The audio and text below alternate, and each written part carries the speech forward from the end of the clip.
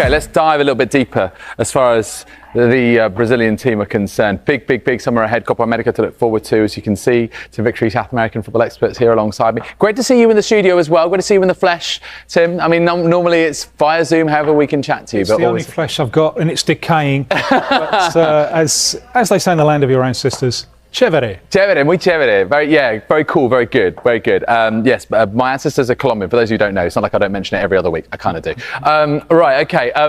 This game, England versus Brazil, back in Brazil, how much attention is this getting? Plenty. Now we can look through the long lens or the close lens. Let's look through the long lens first. Brazil last won the World Cup in 2002. Every campaign since then has ended when they've come up against the European side in the knockout stage. Over the last few years, a little bit because of the pandemic, but principally because of Europe's Nations League, there just haven't been dates for the South Americans to play European opposition. Since Russia 2018, Brazil have come to Europe one game against the Czech Republic in 2019. So they've been crying out, they and the other South American nations have been crying out for more opportunities to play European teams. Now, the rapprochement between UEFA and CONMEBOL, which is South America's UEFA, brought about the Finalissimo. Now that game at Wembley where Argentina saw off Italy. And it's also meant that this FIFA date has been established specifically really for the South Americans to have a chance to play against the Europeans. So we've got lots of games going on. Colombia are against Spain and against Romania. Ecuador face Italy. That's their first friendly against European opposition since they faced England in a warm-up for the 2014 World Cup. Oh my goodness. Wow. So that's the long lens. They want practice against European opposition. The shorter lens, this has come at an awkward time for Brazil. We're 6 rounds into World Cup qualification. Brazil are in 6th place. This is unprecedented. They've lost 3 games on the bounce. It's a brand new coach, Dorival Jr. coming in. He's spent a long career as player, as coach, exclusively in Brazil. So this is a big test for him.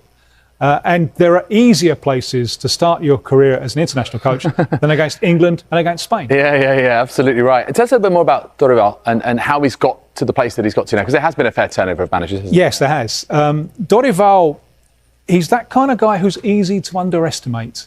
He was often seen as a kind of short-term fix.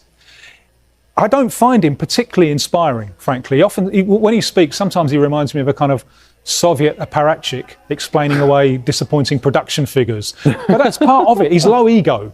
There's not a lot of ego there with Dorival. And that means that over his career, he's been able to bend his ideas to the talent at his disposal. Now, his big task, and this is more important, I think, than the results against England or Spain next week. His big task, he's got to win over the likes of Vinicius Jr. and Rodrigo and the Premier League players. He's got to win them over. He's got to show them that he's not just a coach of Brazilian domestic football, that he can go global. It's interesting when you said at the start there that he's, one that can be easily underestimated, originally seen as more of a potentially a stopgap. Isn't that what Gareth Southgate was right at the very start? Yes, but there is a difference. Southgate, more than 50 caps for England. And he came through the system, of course. And that I think has been very important. I mean, Phil Foden, I'm sure, will remember through that system taking Brazil to the cleaners in the semi-final of the World Under-17 Cup back in 2017. And those players have kept on coming through the system. They were already bought in when Southgate was appointed, for sure. It's a really good point to mention. Let's talk about one player in particular, Richarlison, back in the squad, very candidly saying that therapy saved his life. Give us a picture again back in Brazil. Did people then know how much he was suffering? How much is this talked about, this issue in Brazil? Well, Brazil, when they won the World Cup for the first time in 1958, they took a sports psychologist. That's how open they were. He was absolutely useless. He recommended that Pele's got to be dropped. He was useless. But it shows how open-minded they were to this. And it is frequent, the use of sports psychologists, but usually collectively. Right. An individual, and football people don't like to open up with their weaknesses. It's a very competitive environment. So Richarlison has been extremely brave to do this, and whatever gets him goals, it works. And culturally in Brazil, is that something that is really respected? Is it something that is sort of a bit quizzical look, when someone comes out and is quite so personal, quite so open? I think there's less resistance to it than there is in this country. Okay. Go a little bit further south, Argentina, Buenos Aires, it has more psychologists per square metre than any place in the world. Is that right? Yeah, so it's a nice excuse to talk about themselves, I think. Yeah. In terms of, Brazil and this squad, we're saying that the coach is someone who has, not the greatest of track record so far. He's still establishing himself in the game and, certainly at this level. What about the squad? I mean, 18 of the players have 5 or fewer caps. So obviously the next question to ask is which of these are going to be catching the eye that we should be keeping an eye out for? Yeah, it's tough for the coach because he's lost so much experience with people pulling out. He's lost the 2 goalkeepers, Ederson and Alisson. He's lost the 2 centre-backs, Marquinhos and Gabriel Magalhães. He's lost Casemiro. So that spine is looking a bit different, isn't it? It is, yeah. So this game, I think, it's going to be important for the midfielders. The fullbacks, some of them are not great defensively. Who's going to balance out that team? It's probably going to be a first cap for João Gomes of Wolves, who worked very successfully with Dorival Jr. At Flamengo a couple of years ago. He was the lung power that balanced out that Flamengo side. I think it's a really important match for him, maybe for Douglas Luiz as well. We're going to find out a lot about those Brazilian central midfielders in this game. The one I think that everyone wants to see is the next wonder kid off the production line, who is 17-year-old Endrick. And he is special. Stocky, little left-footed striker.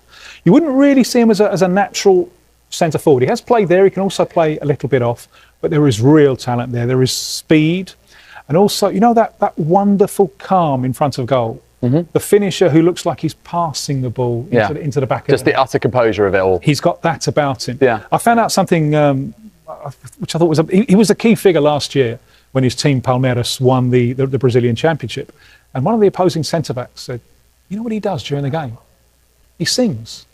He sings away to himself. I had a chat with him a couple of months ago. I said, what do you sing? He wouldn't give me the repertoire. I don't know. So maybe after Saturday's game, the England players can tell us what Endrick has been saying. Well, we'll find out. I mean, again, it's that sense of, I suppose, aura and calm and, being very much in the moment of That's why he says he does it. It's something that it helps him. Interestingly, another player, not that it's related to this, but another player who's spoken the same way about sport and about sort of the big occasion, handling pressure, all those sort of things. Johnny Wilkinson has mentioned this as well, this kind of, you can get too into the detail, but actually you need that distance and that real kind of calm. I wonder whether he might end up, having some sort of storied career that really does, reflect that. Off to Real Madrid in the summer.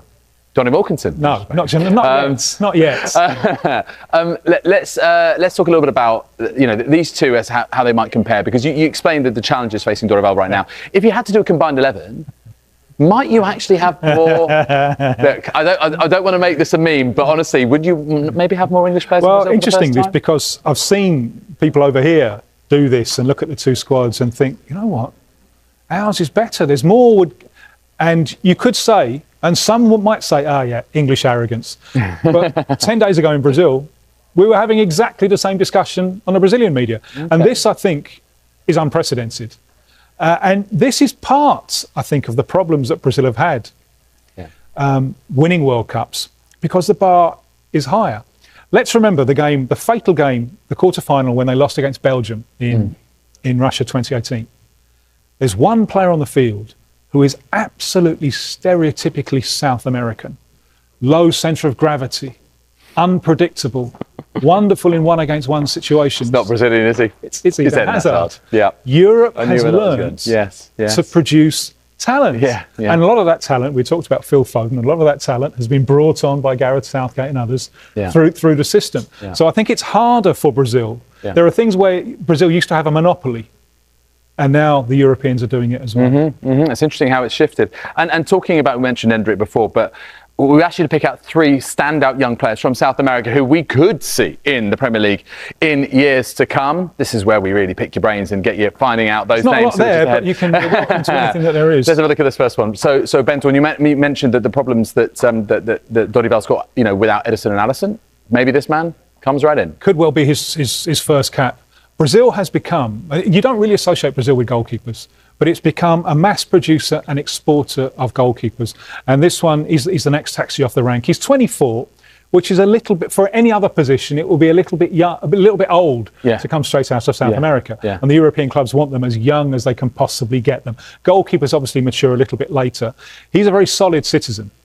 There's an air of calm around him. He's big, he's athletic, he's not particularly flashy. Big day for him on Saturday, because it's a real chance for him to put himself in the shop window. Okay, keep an eye on that one. That's the Brazilian covered, I suppose. We're going to go now to Argentina. What can you tell us about Franco Mastantuono? Well, isn't it amazing just how Italian Argentina is? Yeah. You know, the first time I went there, I thought, why are you speaking Italian to me? 16 years old. Okay. Already getting a game, sometimes off the bench, sometimes starting, for River Plate, to a very interesting side, coached by Martin de Michelis, the former Man City. And he's an interesting, it's his first proper job. He did Bayern Munich youth. And there's interesting things here. I think de Michelis is a name you might be seeing on this side of the Atlantic as well. This fella, you couldn't buy him until next summer. He turns 18 in next August. He's a left-footed attacking midfielder with poise. He can cut in, he can go outside, and he seems to know which decision to take.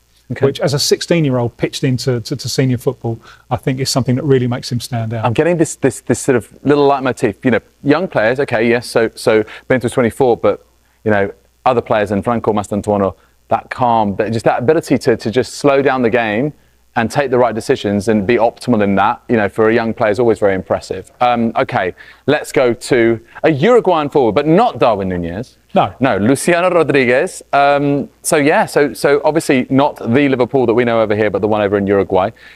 What's so good about the young Luciano? Not for long. I was just seeing today that there is interest, I think, from the City group. This fella, he was a star turn last year when Uruguay won the World Under-20 Cup.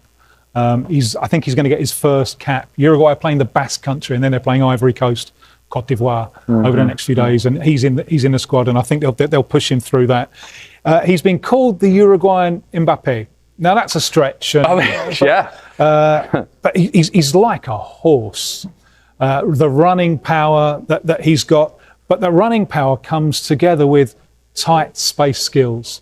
So he can play out wide and run. He can play through the centre. He's a good taker of set pieces. Brazilian Ronaldo? Any comparison there? Again, I mean, you think about the athleticism and the control. Yeah, or is that a stretch? Perhaps, but I wouldn't like to do that to anyone. That's a big ask. Last year, his club, Little Liverpool, they won the Uruguayan Championship for the first time. So this is a fellow who already is 20. He's already done impressive things. I'm surprised that he's still there. He's not going to be there for very much longer.